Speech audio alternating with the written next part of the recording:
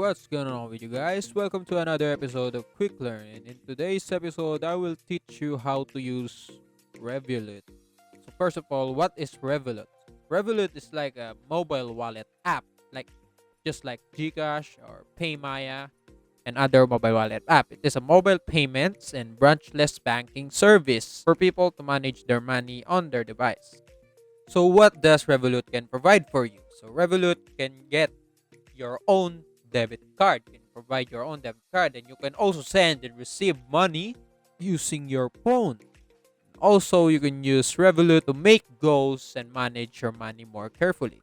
So for younger people, in order to use Revolut, you need an approval from your parents by scanning your QR code Revolut. And after scanning, just follow the next instruction and you are ready to go. Managing money is easy on Revolut, and you can also buy cryptocurrency and get a new card with free delivery.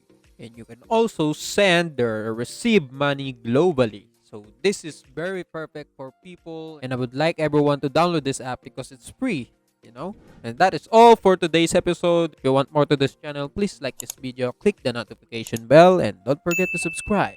See you in the next one.